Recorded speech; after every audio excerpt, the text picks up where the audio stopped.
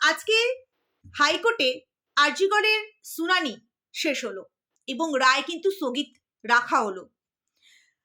তিলোত্তমার পরিবারের তরফ থেকে যেই আইনজীবী শামীম আহমেদ, উনি এমনভাবে আজকে এই সিবিআই এবং রাজ্যকে প্যাচে ফেলে দিলেন, সেটা দেখবার মতন ছিল। সমস্ত ডিটেলসে আসবো, তার আগে আপনাদেরকে এটা জানিয়ে রাখি, তিলোত্তমার বাবা মা নাকি সঞ্জয় রায়কে বাঁচানোর চেষ্টা করছে। শুধু বাঁচানোর চেষ্টা নয়, তাকে নাকি শীতকালে কম্বল এবং তাকে পুষ্টিকর খাবারও নাকি জেলে পৌঁছে দেবেন, এমনই মন্তব্য করছেন আমাদেরই রাজ্যের কিছু মানুষ। সমস্তটা ডিটেলসে আসবো, তার আগে নমস্কার বন্ধুরা, আমার একটা নতুন প্রতিবেদনে আপনাদের সবাইকে স্বাগত জানাই। আমরা সবাই জানি যে 20 জানুয়ারি অর্থাৎ 20 জানুয়ারি কিন্তু সঞ্জয় রায়ের সাজা ঘোষণা হয়েছে। তাকে সর্বোচ্চ শাস্তি কেন দেওয়া হয়নি, তার জন্য কিন্তু আমাদের রাজ্যের যে মুখ্যমন্ত্রী, যে দিদি, উনি কিন্তু প্রচণ্ড পরিমাণে রেগে গেছেন এবং প্রচণ্ড পরিমাণে উনি আশাহত হয়েছেন। তার জন্যই কিন্তু উনি 21 তারিখে আর সময় নষ্ট করেননি, একেবারে চলে গেছেন সোজা হাইকোর্টে আপিল করতে, যাতে সঞ্জয় রায়ের ফাঁসি হয়, তার যেন সর্বোচ্চ শাস্তি হয়। এবং এইদিকে সিবিআইও কিন্তু এই একই মামলা নিয়ে কিন্তু তারাও হাইকোর্টের দ্বারস্থ হয়েছেন, যাতে সঞ্জয় রায়ের ফাঁসি হয়। সঞ্জয় রায়ের সর্বনিম্ন শাস্তি ঘোষণা করার পর কিন্তু রাজ্যে তোলপাড় উঠে গেছিল, সেটা কিন্তু আমরা প্রত্যেকেই জানি। এবং এই বিষয়ে যখন তিলোত্তমার বাবা মাকে জিজ্ঞাসা করা হয়, তারা কিন্তু স্পষ্টতই জানায় যে বিচারপতি উনি যেই বিচার দিয়েছেন সেটাতে তারা গ্রহণযোগ্য বলে মনে করেছেন, তারা সেটা ঠিক বলেই মনে করেছেন। এবং কেন রাজ্যের দিদি, রাজ্যের মুখ্যমন্ত্রী এত মানে এই সঞ্জয় রায়ের ফাঁসি নিয়ে এত উগ্রীব, সেটা নিয়েও কিন্তু তিলোত্তমার বাবা ভর্ৎসনা করেছেন এবং এটাই বলেছেন যে আমার মেয়ের মৃত্যুর পর উনি যতটা নাকি তৎপর ছিলেন, যে আমার মেয়ের মৃত্যুতে শুধুমাত্র সঞ্জয় রায়ই নয়, আরও অনেকে দোষী ছিল, সেটা খুঁজতে উনি যতটা না তৎপর হচ্ছেন, তার থেকে উনি বেশি তৎপর হচ্ছেন সঞ্জয় রায়ের ফাঁসির জন্য। কেন দিদির এত তাড়াহুড়া কিসের? উনি আমাদের যে নিম্ন আদালতের বিচারপতি যেই রায়ের যে কপি দিয়েছেন, সেই কপিটা উনি না পড়ে, কতটা পড়েছেন জানি না, উনি যদি পড়ে থাকতেন তাহলে এই কথা উনি বলতেন না।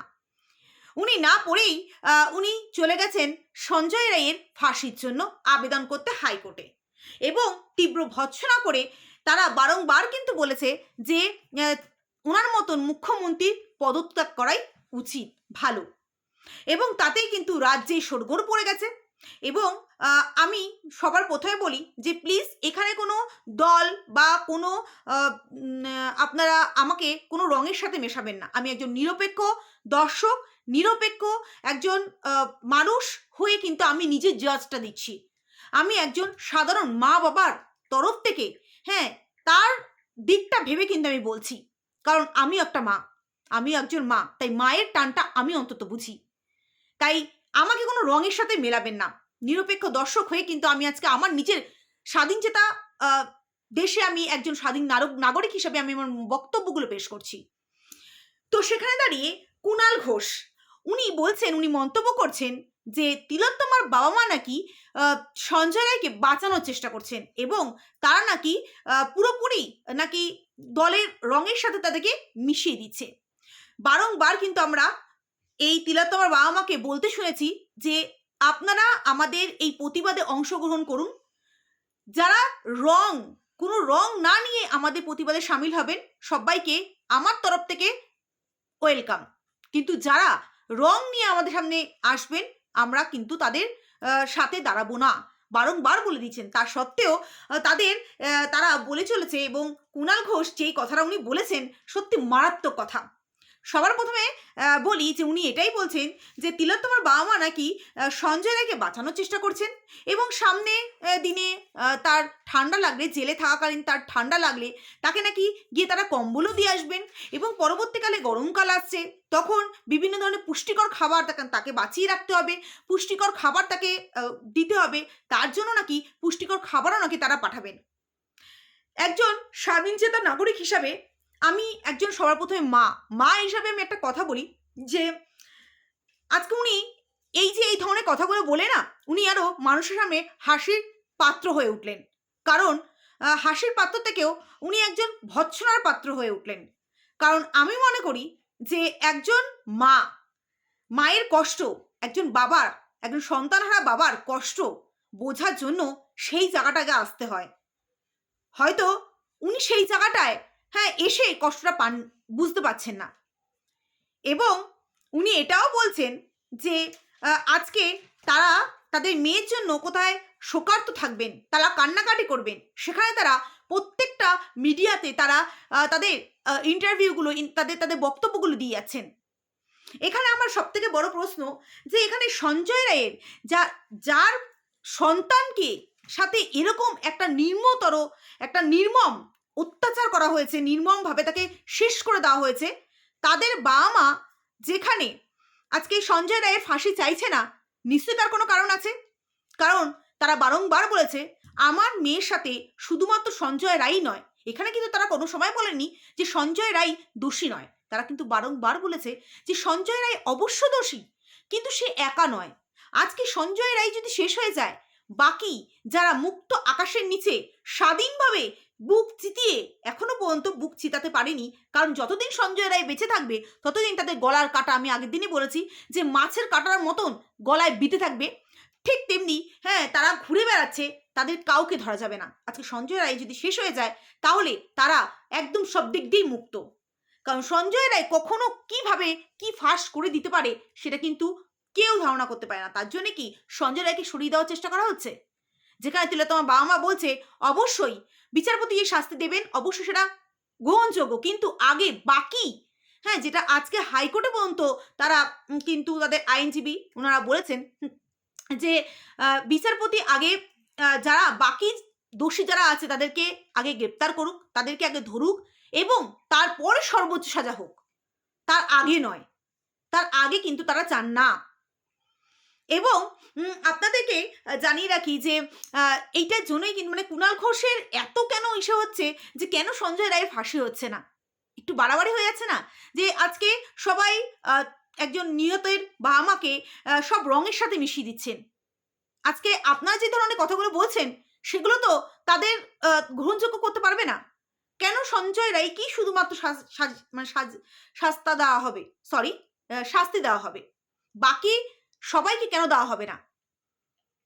কারণ আমরা সাধারণ মানুষরাও বুঝতে পারছি যে ওই কাজটা শুধুমাত্র একজন ড্রাঙ্কার, সে প্রচণ্ড পরিমাণে ড্রিঙ্ক করেছিল, 3 বার, 1-2 বার নয়, 3-3 বার সেদিনকে ড্রিঙ্ক করেছিল। তার পক্ষে অসম্ভব। আজকে সিবিআই কি করেছে? আমাদের দেশের যে প্রশাসন, সে প্রশাসন প্রথম দিন থেকেই সঞ্জয় রায়কে তাকেই দোষী বলে ধরেছেন এবং 5 মাস পর সেটাতেই কিন্তু একদম কি বলবো ছাপ বসিয়ে দিয়েছেন আমাদের সিবিআই।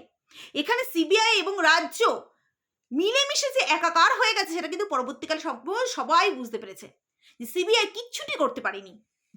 সিবিআই না ফিঙ্গারপ্রিন্ট কালেক্ট করেছে, সিবিআই না সেই 4 জন যারা সেই রাতে লাস্টে এই তিলোত্তমার সাথে খাওয়া দাওয়া করেছে তাদের কোনো জিজ্ঞাসাবাদ করেছে, সিবিআই সেই মুমেন্টে যারা যারা ছিল সেদিনকে রাত্রিতে ডিউটিরত তাদের কাউকে জিজ্ঞাসা করেছে না, ক্যামেরায় যে 64 জনের আসা যাওয়া, বাইরের মানুষ আসা যাওয়া সবাইকে ধরা পড়েছে, তাদের মধ্যে শুধুমাত্র সঞ্জয় রায়কেই শনাক্ত করতে পেরেছে, বাকি যাদের শনাক্ত করতে পারেনি তাদেরকে এই আরজি কলেজে যারা জুনিয়র স্টাফরা রয়েছেন, জুনিয়র ডক্টররা রয়েছেন, পিজিটিরা রয়েছেন, তাদেরকে ডেকে কিন্তু একবার দেখায়নি।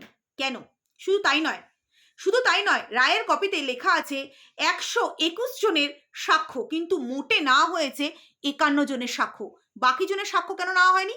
সেখানে সিবিআই বলেছে যে সবার সাক্ষ্য একই রকমের হয়ে যাবে এবং তাতে আদালতের সময় নাকি নষ্ট হবে। যেখানে আমি বারংবার শুনেছি যে তিলোত্তমার মা বারংবার বলেছে আমাকে সাক্ষ্য হিসাবে নিয়ে যাওয়া হয়নি, কিন্তু যেদিনকে আমার মেয়ের সাথে এরকম হয় সেদিনকে আমাকে আলাদা রাখা হয়, আমার হাজবেন্ডকে আলাদা রাখা হয় এবং আমাদের আত্মীয় স্বজনকে কিন্তু আলাদা রাখা হয়। তাহলে আমাদের সবার কিন্তু আলাদা আলাদাই বক্তব্য হবে, কিন্তু আমাকে সাক্ষ্যদানের জন্য নিয়ে যাওয়া হয়নি। এবং যেই 4জন পিজিটি সেই রাত্রে তিলোত্তমার সাথে খাওয়া দাওয়া করেছিল, তাদের মধ্যে শুধুমাত্র 2জনকে সাক্ষ্য দেওয়ার জন্য ডেকে পাঠানো হয়েছে, বাকি 2জনকে কিন্তু ডেকে পাঠানো হয়নি। আর যেই 2জনকে ডেকে পাঠানো হয়েছে তাদের 2জনের মধ্যে কিন্তু কোনো কথাবার্তার মধ্যে, সাক্ষ্যের মধ্যে কোনো মিল পাওয়া যায়নি। এখান থেকে অনেক জিনিস কিন্তু বোঝা যায়।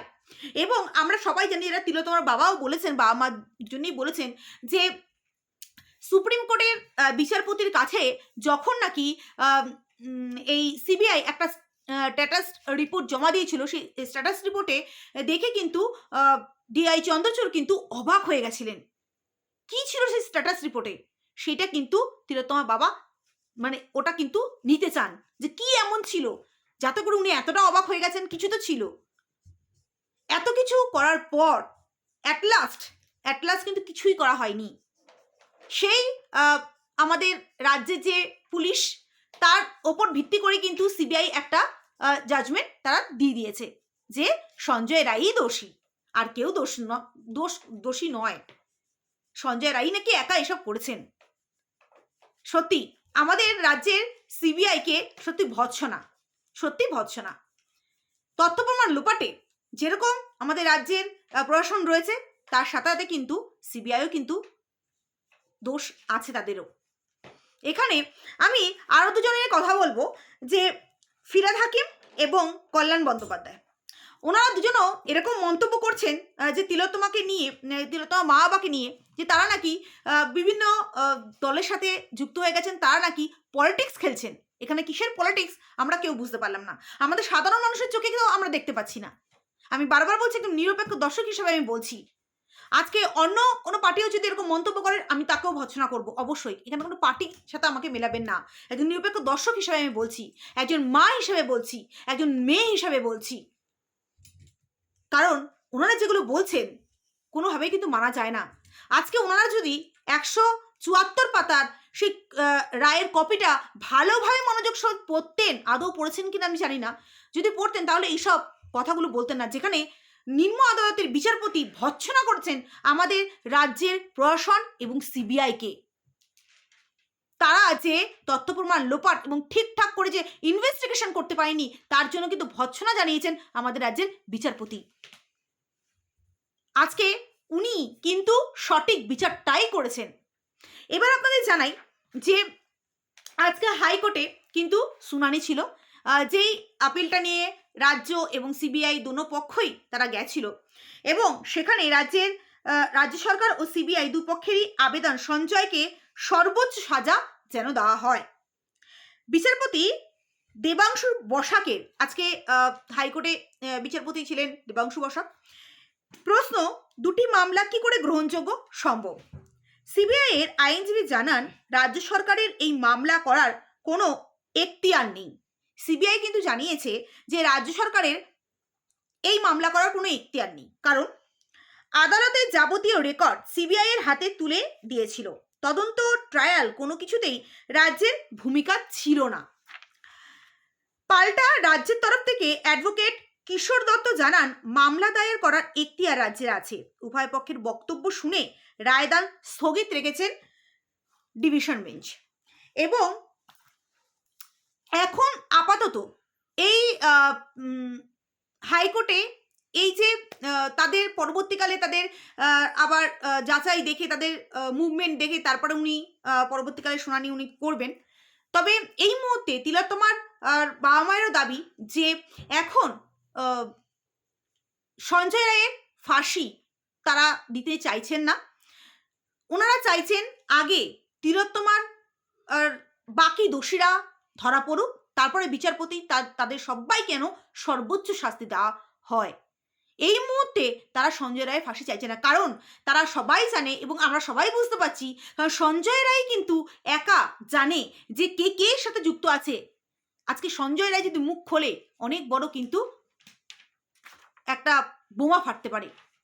এবং আপনাদেরকে জানিয়ে রাখি, যেটা সঞ্জয় রায়ের যে আর এক মানে উকিল, যিনি হাইকোর্টে কিন্তু সঞ্জয় রায়ের হয়ে যেন লড়তে পারেন, তার জন্য আপিল করেছেন জর্জ জালান। উনি কিন্তু বলেছেন উনি কিন্তু সঞ্জয় রায়ের সাথে দেখা করতে গেছিলেন এবং সেখানে কিন্তু উনি অনেক কিছু কিন্তু লক্ষ্য করেছেন যে সঞ্জয় রায়ের সাথে দেখা করতে যাওয়ার সময় তাকে আধা ঘন্টা 1 ঘন্টার উপর বাইরে বসিয়ে রাখা হয়েছে। তারপরে যখন সঞ্জয় রায়ের সাথে তিনি দেখা করেন, একটা ছোট্ট রুম, সেখানে তার সাথে কিছু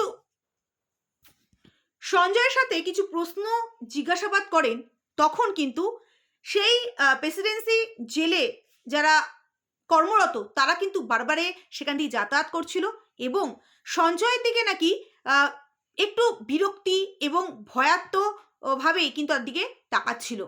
অর্থাৎ তাকে যে প্রেশার ক্রিয়েট করা হচ্ছে, যেটা সঞ্জয় রায় বারংবার বলেছে আমার ডিপার্টমেন্ট আমাকে প্রেশার ক্রিয়েট করছে আমাকে।